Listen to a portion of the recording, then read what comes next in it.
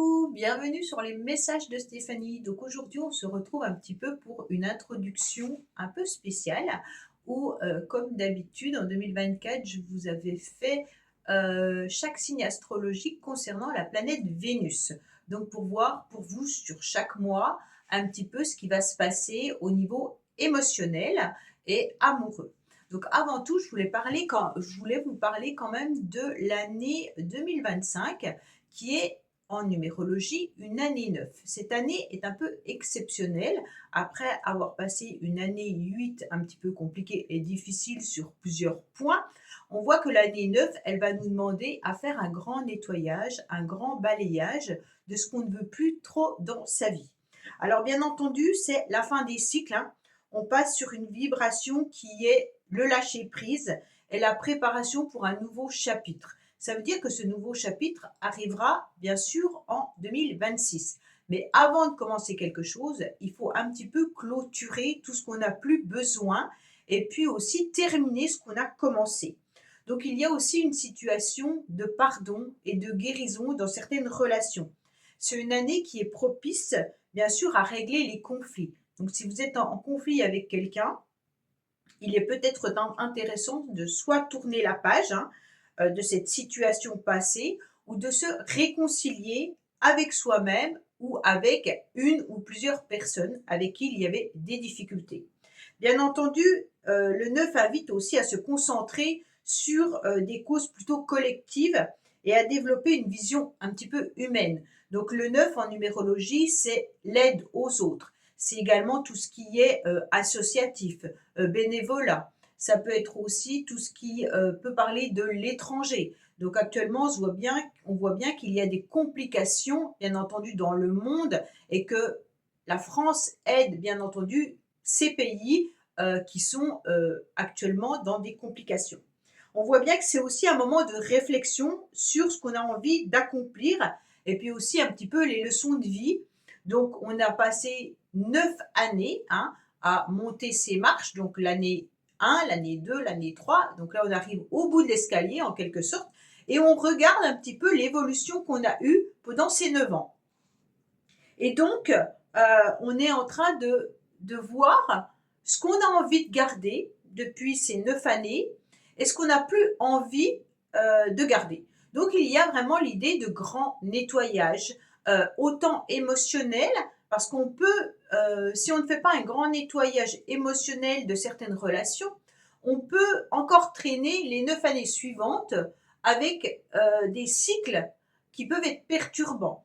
Ça veut dire que si vous êtes dans une relation que vous savez pertinemment qu'il serait bien de clôturer et que vous ne le faites pas en année 9, il y a des grandes chances que vous replantiez des petites graines d'espoir en 2026 et que vous repartez sur des complications pendant un certain temps jusqu'à l'année suivante et ainsi de suite jusqu'à quand que vous arriviez à nouveau à l'année 9. Donc c'est vraiment un petit peu des petites graines qu'on plante tout au long du chemin pendant 9 ans et qu'on voit aboutir et à un moment donné on se rend compte que ça a porté ses fruits, d'autres choses n'ont pas porté ses fruits et qu'on doit un petit peu nettoyer ce jardin où on a planté peut-être trop de choses.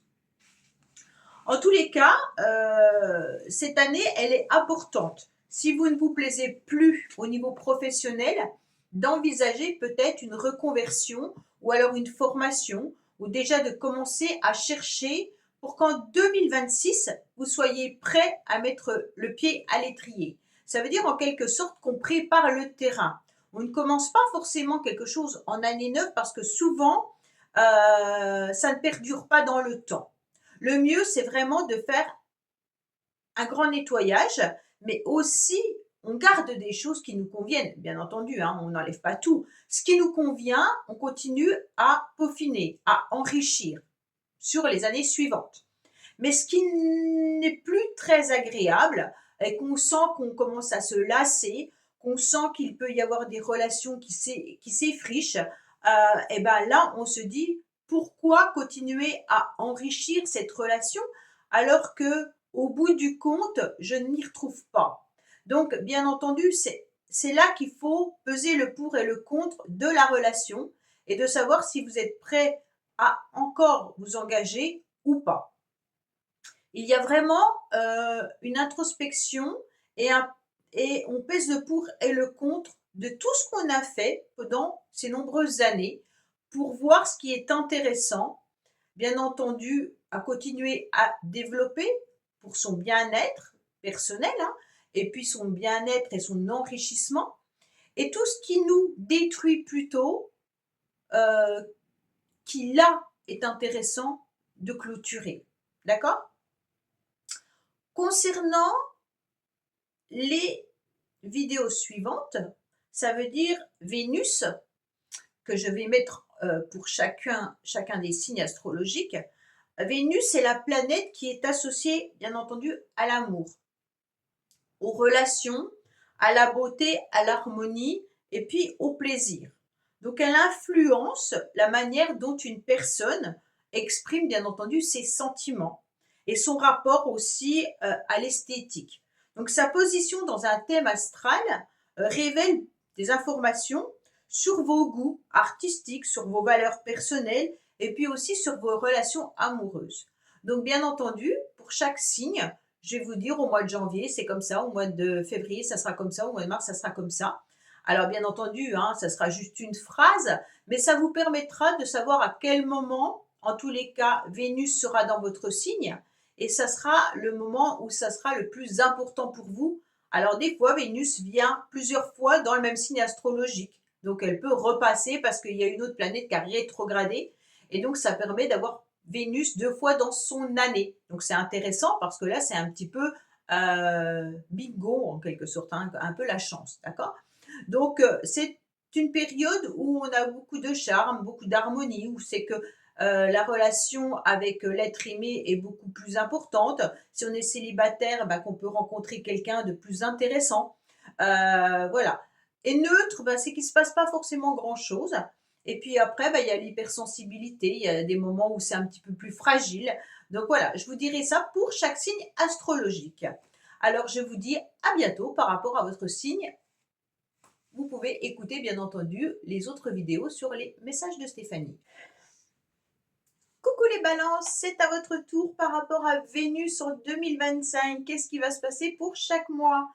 Donc période du 1er au 4 janvier. Donc super période. En tous les cas, Vénus vous veut du bien. Il y aura de la délicatesse et du raffinement. Du 5 janvier au 4 février, période neutre.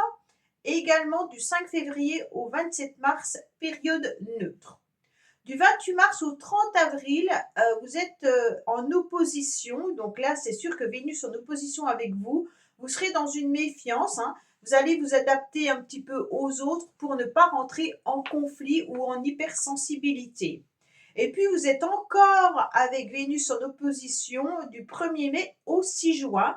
Donc, vous devrez composer avec les uns et les autres pour être un petit peu en paix. Du 7 juin au 4 juillet, vous serez dans une période neutre. Du 5 juillet au 30 juillet, ça sera la période de la délicatesse, du charme, du savoir-faire, des contacts et des rencontres. Donc une très belle période pour vous. Du 1er août au 25 août, là, on doit faire attention à tout ce qui peut être excès. Excès alimentaire, excès au niveau des échanges, excès au niveau des émotions, on évite les conflits, donc on fait attention à soi.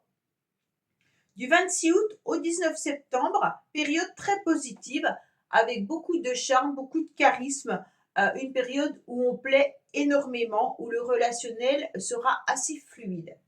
Du 20 septembre au 13 octobre, période neutre. Et là, 14 octobre au 6 novembre, c'est la période où Vénus rentre en balance, donc forcément, elle sera aussi au-dessus de votre tête. C'est la période à ne pas rater de l'année. Donc, on prend son petit agenda et on note cette période par rapport aux rencontres, par rapport à la chance, par rapport au savoir-vivre, au savoir-faire. C'est une période délicate au niveau de la sensualité, hein. Donc beaucoup de délicatesse, beaucoup de charme. Donc on n'hésite pas, si on choisit de rencontrer une âme sœur, cette période est très favorable. Du 7 novembre au 30 novembre, c'est une période neutre. Du 1er décembre au 24 décembre, c'est une période délicieuse, charmante, où là également, votre charisme, en tous les cas, plaira, votre sensibilité, votre délicatesse également. Du 24 décembre au 31 décembre, attention aux excès alimentaires, attention aux excès émotionnels, aux échanges qui pourraient être délicats. Donc en plus, c'est en période de fête, donc faites attention lors des fêtes de fin d'année de ne pas vous emporter avec certaines personnes. Ça pourrait tourner un petit peu au vinaigre. Voilà les balances. Ben, écoutez, j'espère que ce tirage, en tous les cas, vous aura aidé. Je vous dis à bientôt sur les messages de Stéphanie. Au revoir. Merci d'avoir écouté les messages de Stéphanie. N'oubliez pas, bien entendu, de liker, vous abonner et commenter. Je vous dis à bientôt pour d'autres vidéos.